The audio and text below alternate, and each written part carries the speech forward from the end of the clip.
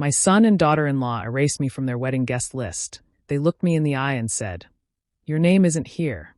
That sentence still burns in my chest like it just happened yesterday. I never thought I'd live long enough to see the day my own flesh and blood would deny me a seat at his most important moment. The boy I raised alone, the boy I worked my hands raw for, the boy who was my reason to keep breathing after my wife passed away. That same boy shut the door in my face when I only wanted to witness his happiness. Please stay with me as I walk you through what happened, because this story isn't just about pain. It's about what it means when love turns into betrayal. And if what I share speaks to you, I'd be grateful if you could support our journey by subscribing, dropping a like, and sharing with someone you care about. My name is Ezekiel Harrington, though most folks just call me Zeke. I'm 56 years old, a retired construction worker, and a widower.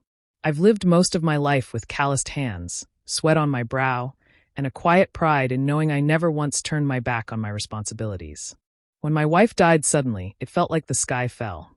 Caleb, my son, was only 9 years old at the time. He cried himself to sleep every night, and I would sit by his side, promising him that though his mama was gone, I'd never let him feel alone. From that day forward, everything I did was for him. I picked up extra shifts. I missed meals so he wouldn't. I came home late and tired, but no matter how bad my body ached, I made sure to ask him about his day, to cheer at his basketball games, to sit through his school plays. He was my whole world, and I wanted him to know it. People told me I was both mom and dad, and I carried that with pride. So when I stood there, staring at that wedding list, seeing every name but mine, something inside me shattered. It wasn't just being left out of a party. It was being told I didn't matter anymore. I looked at Caleb, searching for some kind of explanation, something in his eyes that said this was a mistake. But he wouldn't meet my gaze. He just stood there, letting Janelle, his fiancée, do all the talking. "You're not on the list," she said so smoothly, almost like she'd practiced it. I wanted to scream, to ask Caleb why he let her say it instead of speaking for himself.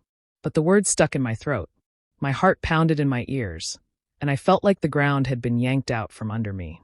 That moment was the deepest cut I'd ever felt. I gave everything I had to be at his side, and in return, he chose to erase me. And that was only the beginning of the story. When I think back on the years after my wife passed, the first thing that comes to mind isn't the grief. It's Caleb. He was only 9 when cancer took his mother, and I remember the night he sat on the edge of his bed, clutching a photo of her so tight I thought it might tear. His eyes were red, his small frame shaking, and he whispered, "Don't leave me too, Dad." I promised him then and there that I wouldn't. That no matter what storms came our way, I would stand by him. Life wasn't easy after that. I worked construction, sometimes 12-hour shifts under the sun, my hands cracked and bleeding from rough concrete and steel. There were nights I came home so tired I could barely lift my boots off. But when Caleb came running with a crayon drawing in his hands or a school paper with a gold star, my exhaustion melted. He'd sit me down at the table, talking fast about what he learned that day, and I'd listen, even if my eyes wanted to close. Saturdays became our special days. He loved basketball, and though I was never much of a player myself, I made sure I was in the bleachers for every game. I'd clap so hard my palms stung, yelling his name above the crowd. He'd glance up at me with that grin, his mother's smile, and suddenly I didn't feel the ache in my back or the weight of the week. Those were the moments that kept me going.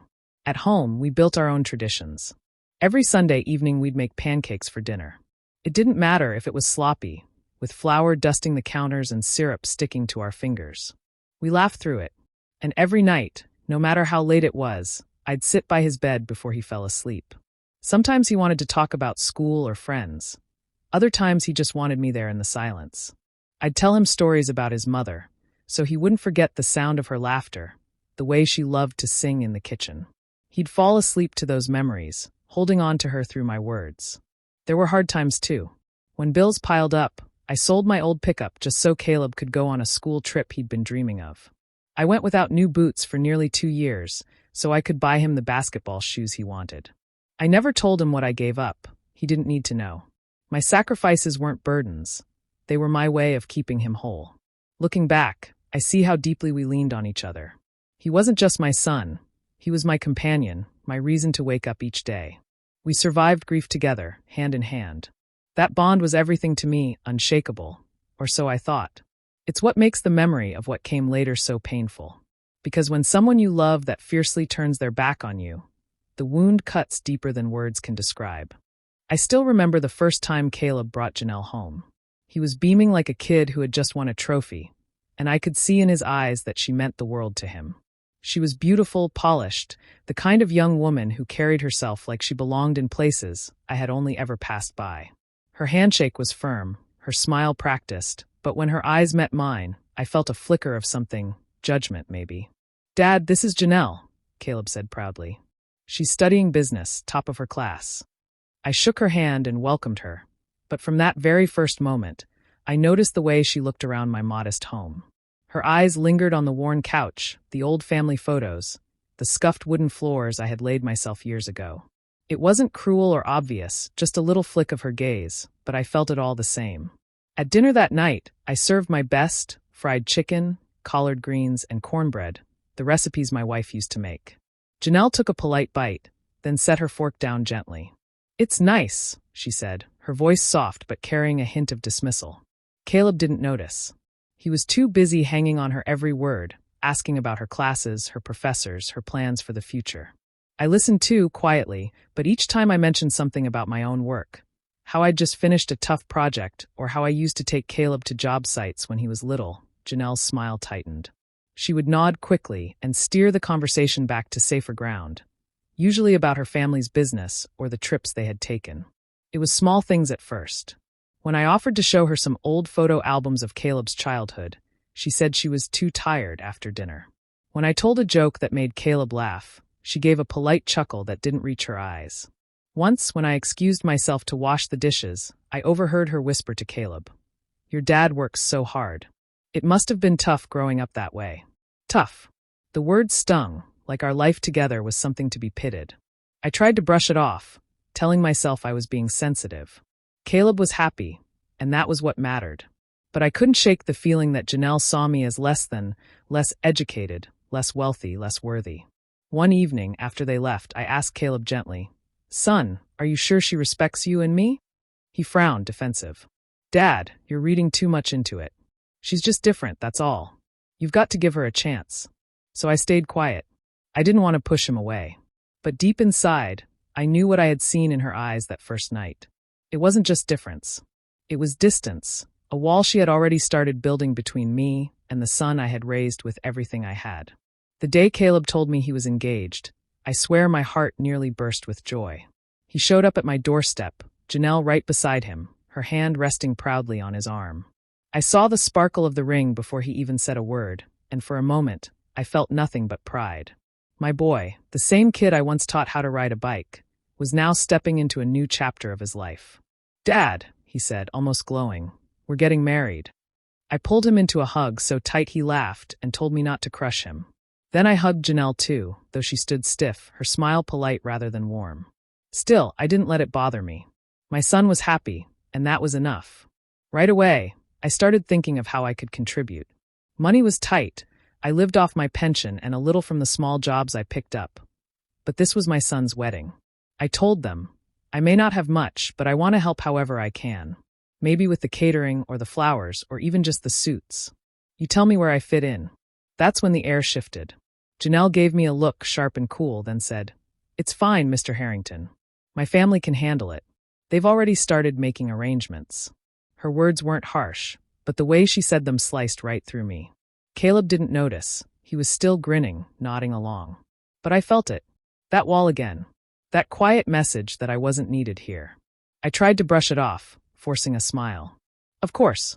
Just know I'd be honored to pitch in." Janelle only nodded, her eyes already sliding away, as if the subject was closed. Over the next few weeks, little signs piled up. They talked about the venue, one of those fancy places outside the city, with chandeliers and gardens. Janelle mentioned her parents were covering most of it. Caleb never once asked if I wanted to come along to see the space. I told myself they were just busy, swept up in the excitement. But deep inside, I started to feel like a guest in my own son's life. One night, while we sat in my kitchen, I tried again. "Son, weddings aren't just about the couple. They're about family coming together. I want you to know I'm here for you." Caleb smiled, but before he could answer, Janelle cut in. "Don't worry, everything's already taken care of. My parents have planned weddings before, They know how to handle these things. Her tone was final, like a door closing. Caleb squeezed my shoulder and said, "It's all good, Dad. You'll see. It's going to be perfect." I nodded, swallowing the lump in my throat. Perfect.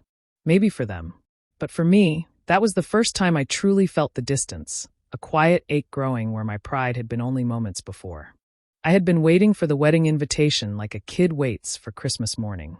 Every day I checked the mail, imagining the envelope with my name on it. Weeks passed and nothing came. At first, I thought maybe it was just delayed, but deep down, unease started to grow in my chest.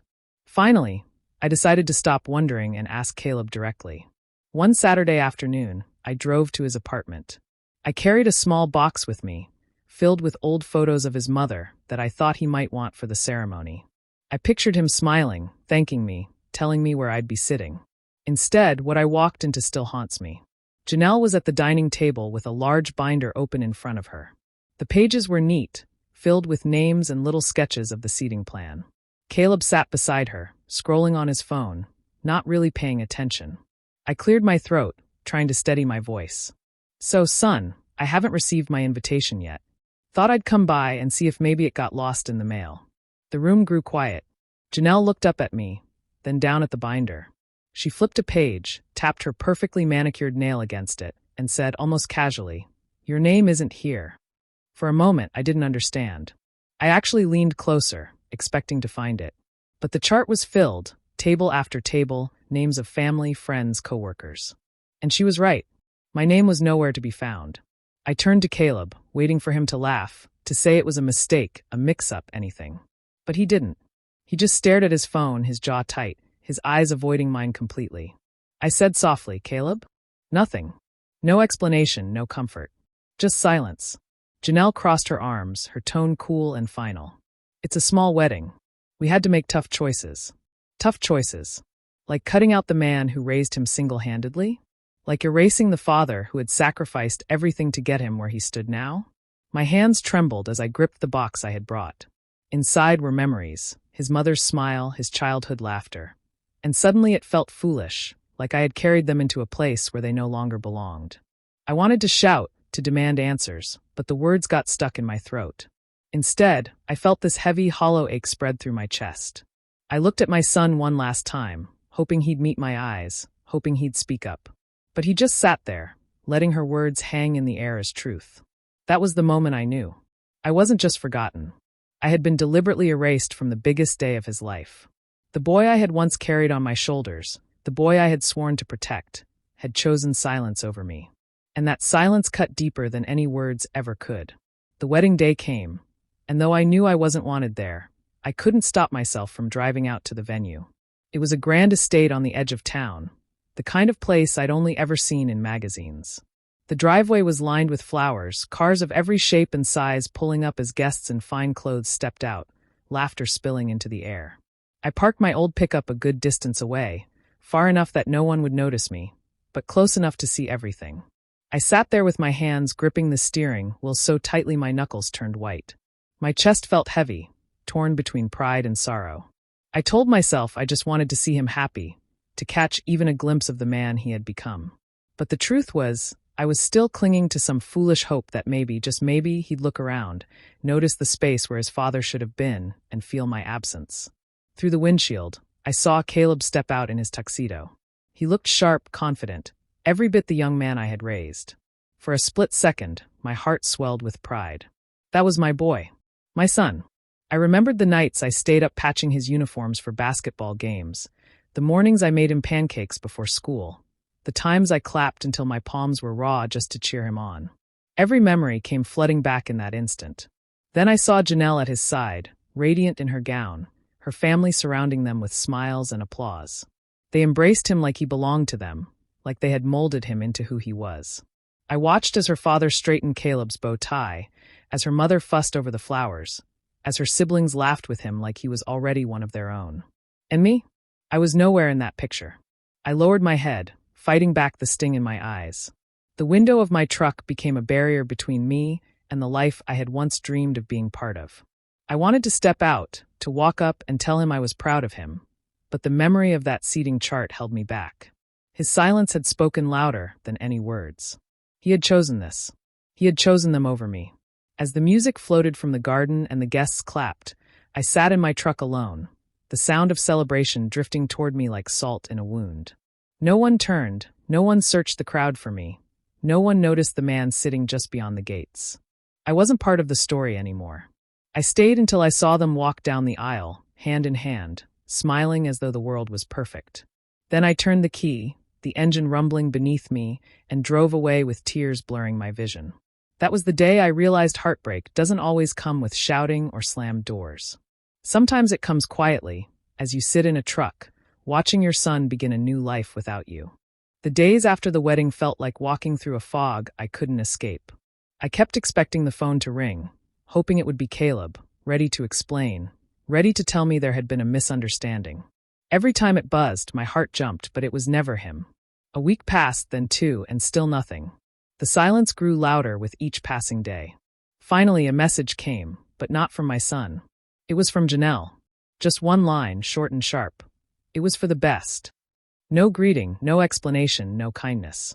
I read it over and over, trying to understand what she meant. For the best? For who? For them, maybe. Certainly not for me. My chest felt hollow, like someone had scooped out the last bit of hope I had left. That was the moment I stopped waiting. I deleted her message and put my phone face down on the table. If Caleb couldn't be bothered to reach out on his own, then I wouldn't chase after him. It broke me to make that decision, but I knew I couldn't keep holding on to someone who had already let me go. The hardest part wasn't the silence, it was the questions. Neighbors I'd known for years would stop me in the grocery store, smiling wide. "So Zeke, how was the big day? Did you cry when you saw him at the altar?" They'd ask, not knowing the truth. Old friends called, eager for details.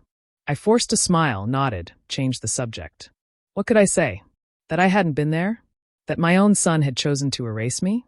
My pride kept me from admitting the truth, but every question felt like a blade twisting deeper. One Sunday after church, Mrs. Carter, an old family friend, pulled me aside. "I saw pictures online," she said kindly. "Your boy looked so handsome. You must be proud." I smiled weakly and said, "Yes, he did." Inside, though, I felt the weight of humiliation pressing down, like I was living a lie in plain sight. Nights were the worst. I'd sit at the kitchen table staring at the empty chair where Caleb used to sit. Memories flooded back, his laughter, his teenage arguments, the way he used to ask for advice late at night. Now, all of that felt like it belonged to another lifetime. I would reach for the phone, my thumb hovering over his number, but I never pressed call. I told myself that if he wanted me in his life, he knew where to find me. So I built walls around my heart. I stopped driving by his apartment. I boxed up the wedding gift I had bought and pushed it into the back of the closet. Cutting him off was like tearing out a piece of myself, but it was the only way to protect what little strength I had left. On the outside, I kept moving, nodding politely when people mentioned the wedding. But inside, I carried the silence of my son's absence like a scar no one else could see. It was months before I saw Caleb again. By then, I had forced myself into a routine. Early walks, small repair jobs for neighbors, evenings spent reading instead of staring at an empty phone.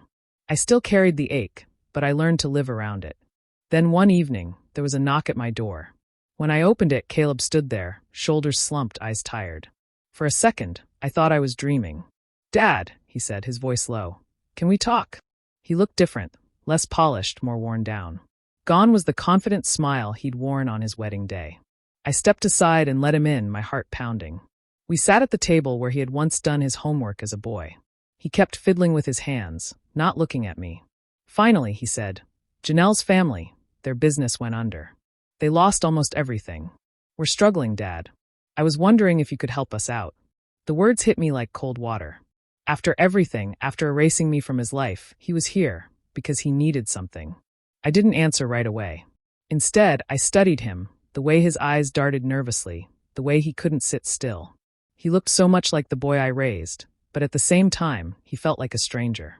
I thought of the years I had worked myself to the bone, the nights I went without so he could have what he needed.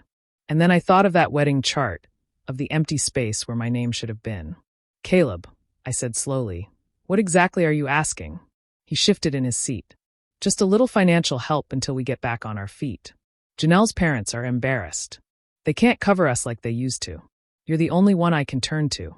What he didn't know was that over the years, I had quietly built a safety net for myself. While he thought of me as just a tired old man living on a pension, I had made smart choices. A few investments, careful savings, a paid-off house. I wasn't rich, but I was steady. Secure in a way that Janelle's wealthy family had apparently never been. I let his words hang in the air. Part of me wanted to jump up, to write a check, to rescue him like I always had. But another part of me, the part that still remembered that cold text, that silent betrayal, told me not to rush. Not this time.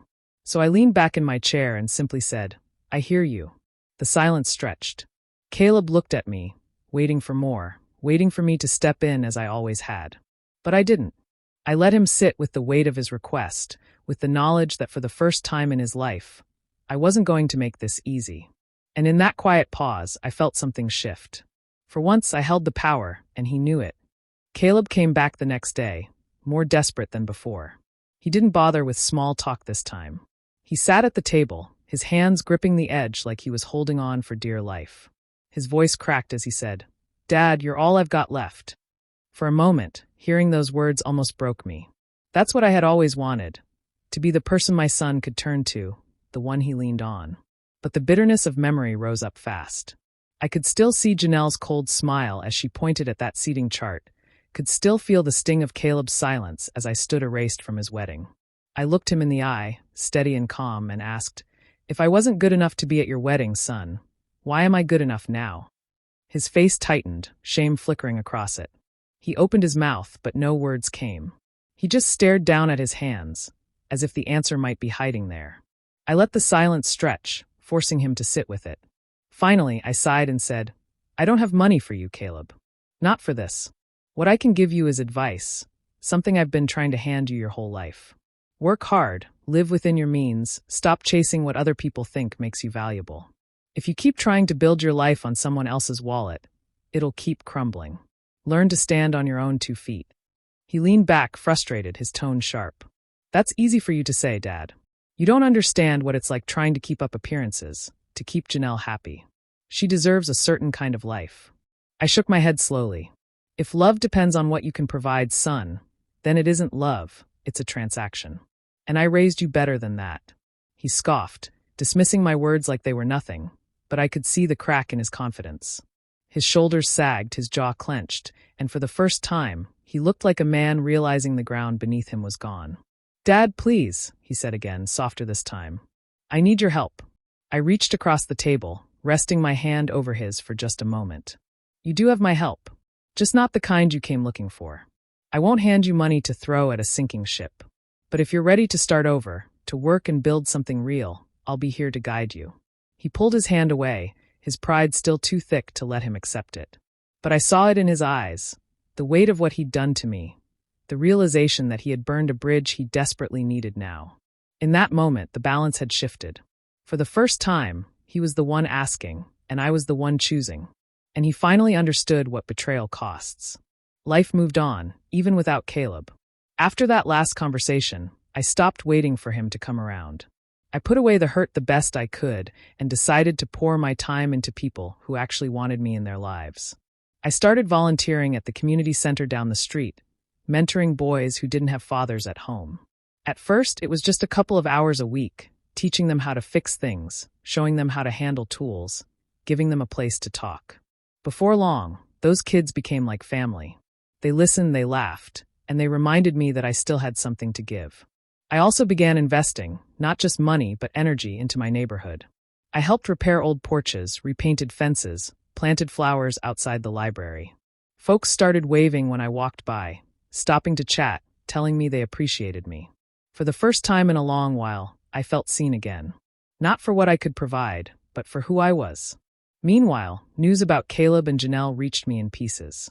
A neighbor mentioned they'd moved into a smaller apartment. An old friend told me Janelle's family never recovered their business.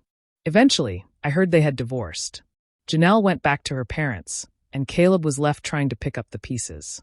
Each time I heard something new, I felt a strange mix of sadness and relief. Sadness, because he was still my son, and I never wanted his life to crumble. Relief, because I finally understood it wasn't my burden to carry anymore. I didn't celebrate their downfall. There was no joy in watching him struggle. But I didn't chase after him either. I had done enough chasing. This time I chose myself. I chose peace. I chose to live without begging for a place in a life that had pushed me out. On quiet evenings, I'd sit on my porch with a cup of tea, listening to the laughter of the kids from down the block. Sometimes I'd think about Caleb as a boy, running across the basketball court, waving at me in the stands, beaming with pride when I clapped the loudest. Those memories still hurt, but they also reminded me that I had loved with everything I had. The betrayal cut deep, but I refused to let it define me. In the end, revenge wasn't about payback or making him suffer. My revenge was choosing dignity over desperation, self-respect over blind loyalty. My revenge was building a life full of meaning without the people who once made me feel small. If Caleb ever comes knocking again, I don't know what I'll say. But I do know this. I'll be standing tall, surrounded by the proof that even when someone tries to erase you, you can write your own story. And mine is one of survival, strength, and finally, peace. Do you believe Zeke made the right choice by stepping back and protecting his peace? Or should he have given Caleb another chance? Share your thoughts in the comments below. I'd love to hear from you. And if stories like this connect with you, remember to hit subscribe and tap the notification bell so you'll always catch the next one.